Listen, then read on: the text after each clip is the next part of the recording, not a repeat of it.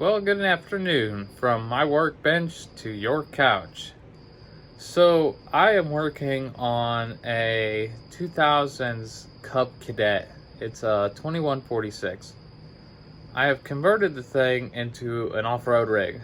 Um, but the problem I had with it was that it had an open diff. So, I scour the internet. I'm like, I wonder if there was a limited slip offered for it. No. Wonder if anyone makes a limited slip for my transmission. No. Anyways, being an off-road rig and open diff is not a very pleasant thing. I'd get stuck a few times. Anyways, so I have devised a way to make a not so much limited slip, but a locked rear end. Now, it took some practice and it took some experimenting to figure out how I was going to do such a thing, but come with me and I'll show you how I did it. So here we are in all its glory. So let's start with what it began as. So you see, you got a hub, and then you got all your spider gears. Now, those are splined. You got to keep that in mind.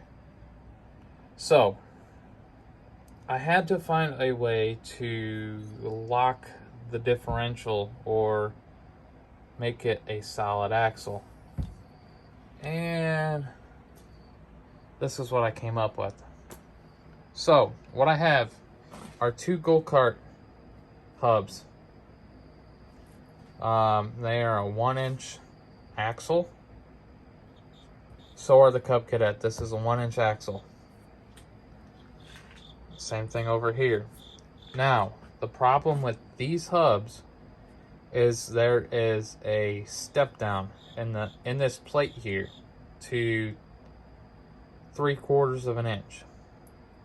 You have to drill that to 1 inch. I just used a step bit and drilled it out. The other problem on my Cub Cadet is this here, the actual length of the hub was way too long. I think I had to cut about 8/100ths of an inch off. I'll include photos at the end of the video of the whole process. So that's all I had to do. Now you can see on this part here for the axle, drill it out, cut it off. Now you can see here that the studs are no longer in there. And the reason why I did that is because this bolt pattern does not match the bolt pattern of the actual gear. So what I did was I located all my holes and drilled them out. Same with the other side. Drilled out. I'm using 3/8 bolts or -6 bolts, and got it all clamped together. So I got it all clamped together. The next thing I did was the most difficult thing about this whole project is I had to find a way to lock the axle to the hub. The hubs are locked to the gear, but without the axle being locked to the gear, all it would do was spin. Now remember when we were talking about the splines on those gears? That's what kept it in line. That's what kept the axle from sliding around, and that's what drove the axle. With this mod, you no longer have the splines to hold the shaft in place. That is why you see two 5/16 bolts going through. That is carrying the load from the gear through here, through the bolt, out to your axle. I went with 5/16 because that is more than sufficient for the kind of power this tractor is ever going to put out. If you go any bigger, you take the chance of weakening the axle. Now, the axle is the most difficult part about the mod. You have to drill it. Now, this axle is case hardened. You'll see the photos in the end of the video. It's almost case hardened about a 1/16 of an inch. Best I can gauge from I didn't actually measure it. But in order to really get this drilled out and not spend all day on it, I highly suggest buying some carbide, solid carbide drill bits. Those are what I bought. So I started with 1/8 to 1/4 to finally 5/16. That's how I did it. So as far as the bolts, I went a little different. You could use grade 8, but for those who really don't have a mechanical engineering background, I don't, but I work with a lot of mechanical stuff, extreme situations, so I recognize some of the conditions. Now, because the bolts are at a 90-degree from the load, this is what's called a shear action. And not only do you have a single shear, you actually have a double shear action. This is a shear, this is a shear. And what the shearing action can do is actually cut the bolt in half. So I would advise staying away from grade 8. They may be plenty strong enough for this.